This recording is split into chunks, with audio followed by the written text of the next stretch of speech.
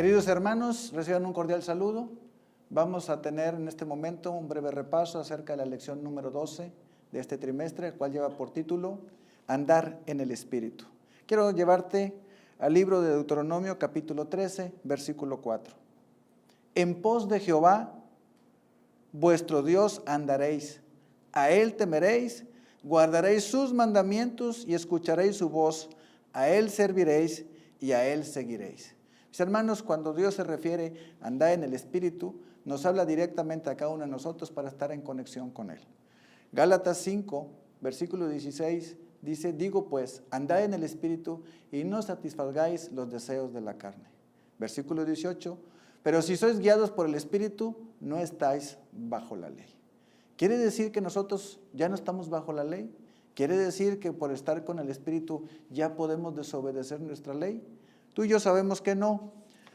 ¿Qué quiere decir la Biblia cuando nos habla andar en los caminos de Dios? Ya vimos en Deuteronomio muy claramente que Dios dice, para que tú me puedas seguir, para que andes en mis caminos, tienes que guardar mis mandamientos. La ley de Dios sigue siendo la ley que rige lo que está en este mundo. Todas las leyes de Dios son eternas. ¿Alguna ley que las que Dios diseñó ha cambiado? ¿Verdad que no? Todas las leyes que Dios diseñó para nosotros y para nuestra existencia siguen permaneciendo y seguirán permaneciendo porque son de Dios. Hermanos, para poder seguir a Dios y andar en el Espíritu tenemos que temer a Dios, guardar sus mandamientos, escuchar su voz, servirle, seguirle, agradarle en todo, llevar fruto de buenas obras, crecer en el conocimiento de Dios y comportarse de manera honesta. La voluntad de Dios está claramente indicada en la Biblia y para que andemos en ella incluye específicamente guardar también los 10 mandamientos de Dios, todas las normas de conducta que nos llevan a vivir como Dios quiere que lo hagamos en esta tierra. Existe el conflicto del cristiano. Gálatas 5:17 nos dice, porque el deseo de la carne es contra el Espíritu y el deseo del Espíritu es contra la carne. Y estos se oponen entre sí, para que no hagáis lo que quisieres. Mis hermanos, los deseos de la carne no pueden estar compaginados con los deseos del Espíritu. Si tú deseas seguir a Dios, tienes que apartarte de los deseos de la carne, porque unos y otros son opuestos.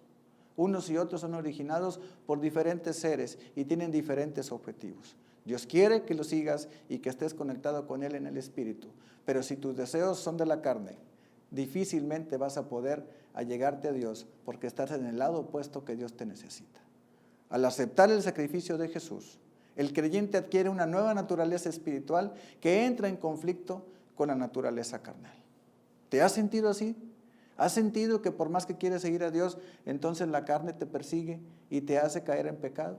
Es porque Dios está trabajando contigo, pero el enemigo también está haciendo lo suyo para tratar de llevarte por el camino que él quiere.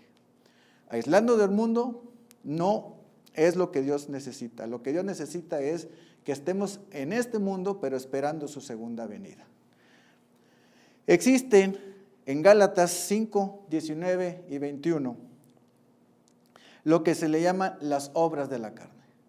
Las obras de la carne están ahí enumeradas en todos los sentidos, pero las obras de la carne son diferentes a los frutos del Espíritu. Para empezar, las obras que son adulterio, fornicación, inmundicia, lascivia, idolatría, etcétera, etcétera, todo lo que tenemos aquí, todo son producto de estar tú desconectado con tu Dios.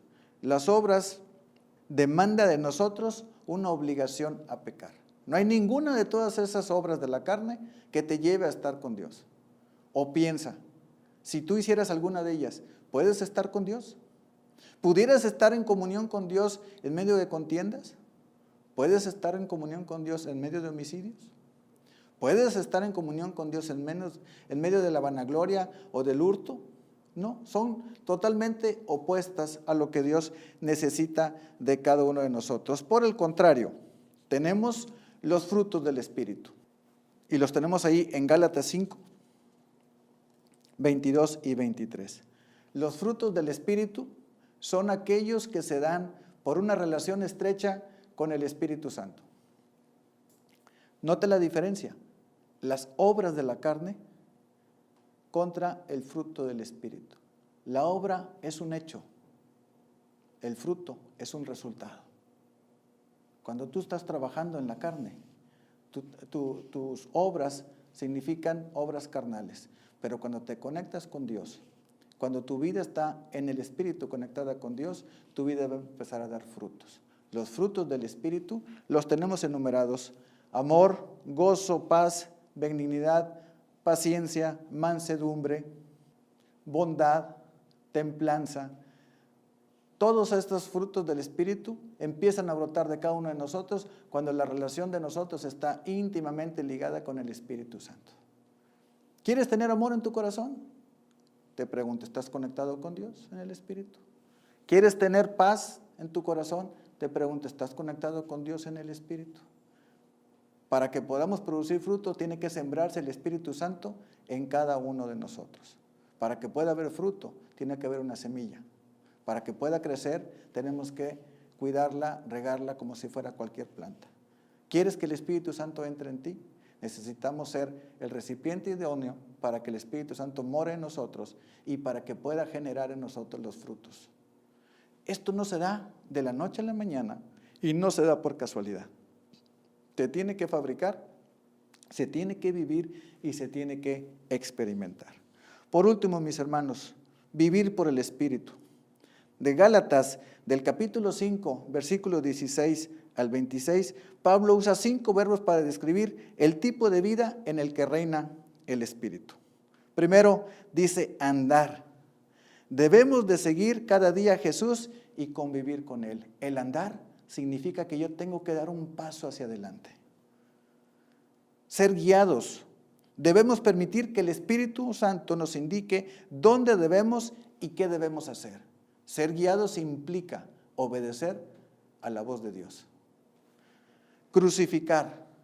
Debemos dar muerte a nuestra naturaleza carnal, alimentando nuestra naturaleza espiritual. ¿Cómo se logra eso, mis hermanos? No te alimentes de lo carnal, porque vamos a hacer aquello de lo cual nosotros nos alimentamos. Vivir. Debemos nacer de nuevo día a día. ¿Te acuerdas del relato de Nicodemo? Para poder entender lo que es un nuevo nacimiento, tenemos que dejar el viejo hombre a un lado y dejar que nazca el nuevo hombre, aquel que va guiado por nuestro Dios. Y por último, mis hermanos, andar en la otra connotación del verbo. Debemos mantener el paso al ritmo que marque el Espíritu, dejando que Él dirija nuestra vida. No somos nosotros los que llevamos a cabo el plan. Es nuestro Dios a través de nosotros. Mientras más nosotros nos dejemos guiar por el Espíritu, nosotros vamos a avanzar más en la vida que Dios quiere que tengamos. El Espíritu Santo es nuestra suficiencia en la obra de edificar el carácter, de formarlo de acuerdo con la semejanza divina. Cometemos un grave error cuando pensamos que somos capaces de modelar nuestra vida propia. Nunca podemos por nosotros mismos vencer la tentación. Pero los que tienen una fe genuina en Cristo serán movidos por el Espíritu Santo. El alma en cuyo corazón habita la fe crecerá constituyendo un bello templo para el Señor. Será dirigida por la gracia de Cristo, crecerá en la misma proporción en que dependa de las enseñanzas del Espíritu Santo. Mis hermanos, yo te invito en este momento y en esta hora a que entregues tu vida a Dios. Nos entreguemos a Dios para tener una vida en el Espíritu y dejar, ahora sí, por fin, las obras de la carne y estemos listos y dispuestos para ser inundados por el Espíritu Santo, llevados y guiados por Él y pronto estar en las mansiones celestiales. Que Dios te bendiga.